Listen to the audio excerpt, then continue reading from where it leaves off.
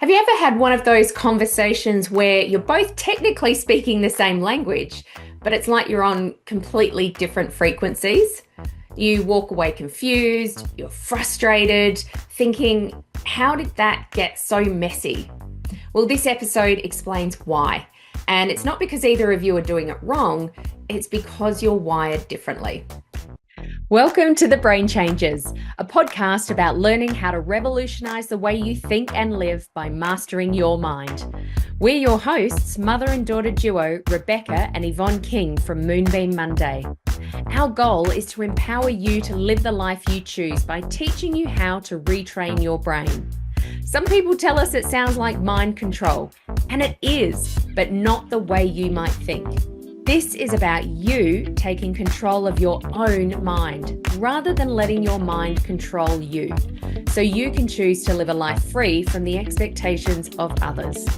No matter what you've experienced in the past, you can create positive change and transformation by learning how to master your mind.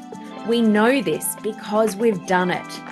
Between us, we've survived cancer and stroke and eliminated debilitating anxiety and depression. We've turned our pain into purpose through the power of our mind, and we're now here to support and guide you to do the same. In this podcast, we share valuable insights about how your brain works, why you think, say, and do the things you do, how to begin the process of change, and why it's necessary. Because we know that when you change your mind, you change your life. Thanks for joining us. Let's go. Hello and welcome back to the Brain Changers podcast. I'm Rebecca and I'm here with my mum Yvonne.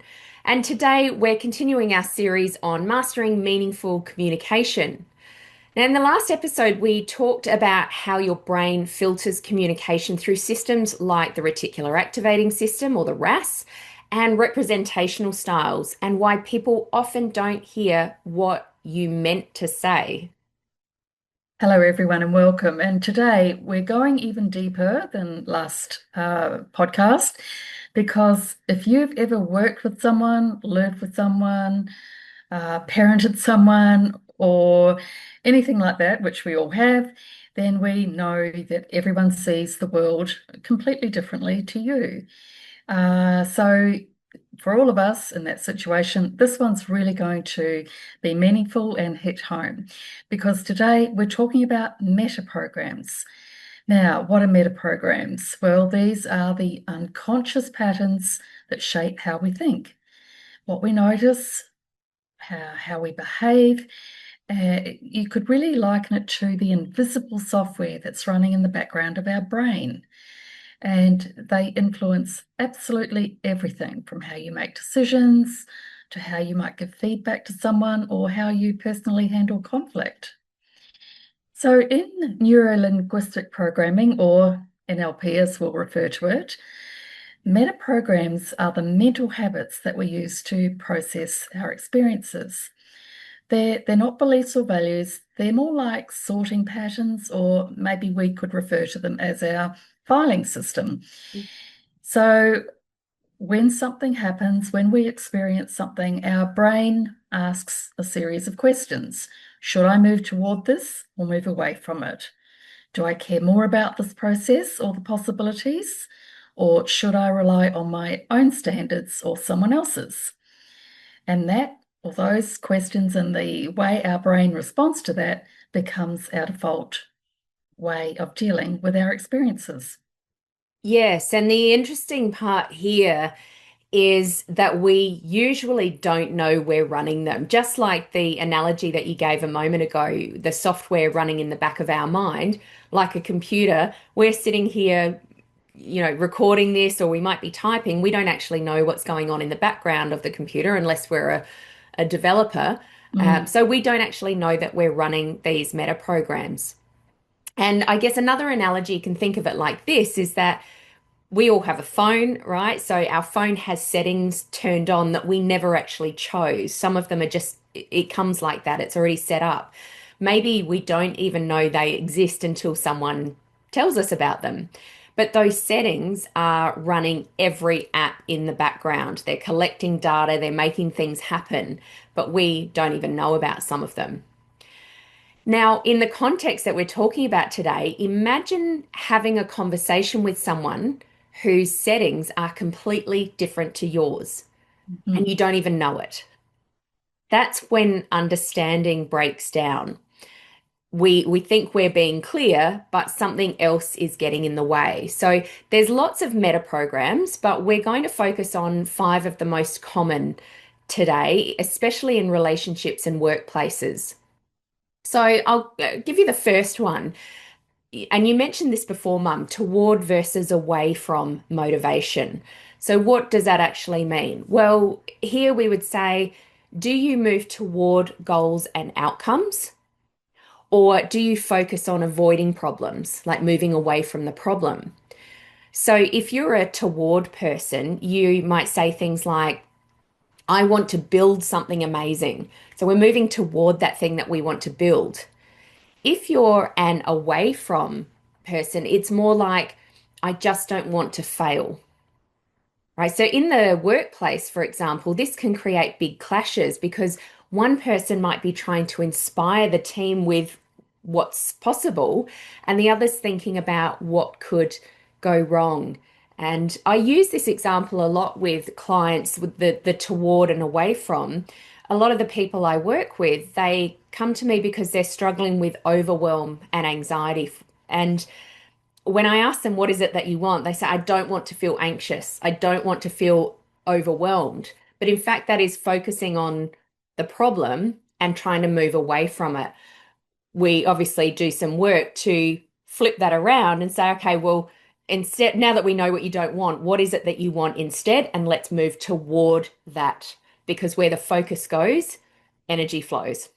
It's an important delineation, that, isn't it? Mm, The second one is the internal versus the external frame of reference. Okay, so what does this mean? So, what it actually means is that where do you get your sense of, I've done a good job, or I'm happy with what I've done? Now, an internal person, they just know they don't need outside validation from partners or their workmates. They have a sense of their own worth and they're happy with what they've done. An external person, they're going to wait for feedback. They want ratings or they want applause or they want recognition for what they've done. Now, I think it's important for us when we're discussing all of these to understand that none is better than another. It's just that they're different. mm, And what we're aiming to do is understand people with different frames of coming to things. So if you are dealing with a person that has an external framework, they are looking for recognition from outside and they don't get any, then they're going to feel totally lost. And likewise, if you give too much unsolicited feedback to an internal person, then they're going to feel micromanaged. And we can see how this could be a really important distinction to be able to make with people, particularly in the workforce. That's right. And I remember when I learned about this, and even when I've reviewed this Mm. recently, it starts to, things that have happened in the past in workplaces have started to make a lot more sense to me, either with people who have managed me or people that I have managed. So it's one of those sort of light bulb moments that you go, okay, if I actually have a think about this and try and map where this person that I'm managing or that's managing me sits, and we actually communicate about this. I let them know what I like or what I need, and vice versa. Then we are going to have a much clearer way of communicating with each other Yes. and potentially a better outcome, right? Mm. Okay, so number three here, options versus procedures. So this one's about how you approach tasks. Now, options people, they love variety, as the name would suggest. They love brainstorming, they love finding new ways of doing things. Whereas procedures people, as I'm sure is fairly obvious in the word there, they want a system, right? They want steps, they want a proven formula. So if you've ever had a team meeting, for example, where someone's saying, let's just explore a few directions, and another person is quietly panicking because you haven't locked in the plan, then you have seen this particular clash in action. And again, it just so much starts making sense when you understand this. And I suggest next time you're in a team meeting like that, if you've got a situation like that, just start looking around the room and see if people are loving this or if they're quietly sitting there going, uh-oh, you're going to understand a little bit more about options versus Yeah, if procedures. they're uncomfortable with it. Yeah. Yeah, the next important one is sameness versus difference. Now, sameness in people, they notice what's familiar to them and they're comfortable with that. Difference for people, then they're drawn to new things, new horizons, variety, all of that sort of thing. Same people who love the sameness, they want it just the same as last time you did it. Difference in people, they don't want it the same as last time. As we said, they're looking for new ways, Mm. difference, variety again. And so you can understand when you understand how these differences exist in people, then you can understand how this could cause a lot of friction in relationships. If one person wants routine and the other person craves change, well, you can obviously see where the friction is going to exist. As Mm. we said before, neither is wrong, but without awareness, they're going to drive each other mad. So if they can begin to understand each other's ways of viewing circumstances and viewing the world, they're going to have common ground to come together. That's right. And it opens the door for a conversation to figure out, okay, well, clearly this is you and this is me over here. Where can we, if I'm the type of person who likes sameness, where can we introduce a bit more of that novelty, variety, spontaneity? And where can we introduce a little bit more of this sameness and, familiarity so that we're both getting what we want Yeah, and need? yeah, that's the Mm. key, isn't it? So that both have a degree of satisfaction in the outcomes. That's right. I think we hear a lot especially in personal relationships, we hear the word compromise. Now, I don't Mm. know if I would use the word compromise. I think this just comes back to communication, being open, willing to have a conversation, even if it might be a little bit of a tough conversation. Yes, compromise has the connotation that you're giving way, which a lot of people feel that they're being shortchanged then. But Yeah, really, it's more about making allowance for people, and this is what we've been talking about in these two podcasts, isn't it? that's right. To just begin to understand uh, another person's the way other people approach things. Then we're building bridges. We're not That's burning right. bridges. That's right. Yeah. So, number five, the last one we'll go through today, big picture versus detail. So, asking, do you want the overview or do you want specifics? So, big picture people, they might say something like, just give me the gist, right? I just want the overview, give me high level. Whereas detail people might say, well, when exactly is this happening or do you need this? Who's responsible for this? What's step one? What are all the steps in between? So, this is probably one of the most common misunderstandings that we see in leadership, in project work, maybe even personal relationships or parenting.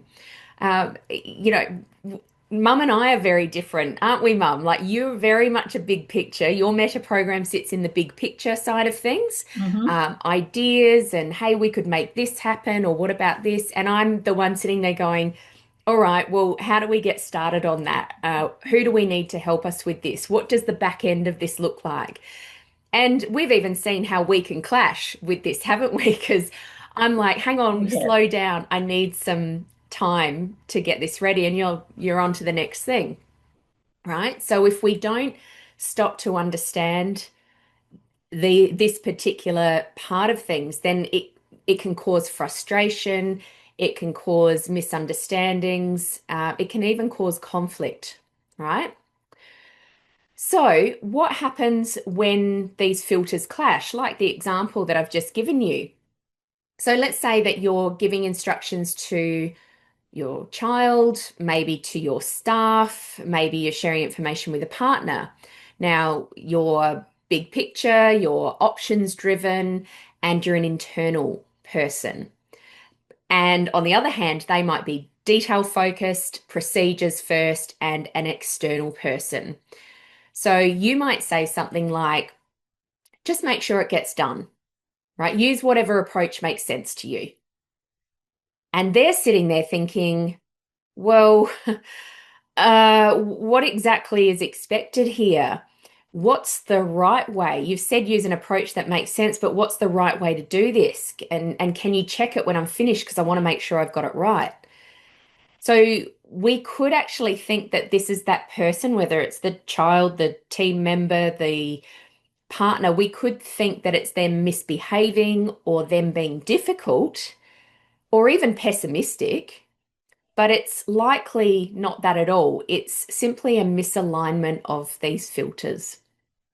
I think that's a really important thing to consider, isn't it? Sometimes when we see people behaving in a way that we think or we judge to be bad behavior, maybe it's not bad behavior. Maybe it comes down to a lack of understanding about what's going on for them. And so I think this is why what we've been talking about today is so important. It's to try and get a handle on and understand someone's meta programs because this gives us influence. We can lead better, we can parent better, we can listen better, we can be a better partner.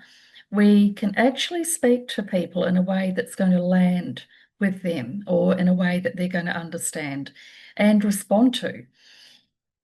And so here's something that I think we can apply in real time. And let's go back to what we did last week. Let's put this into practice. Mhm.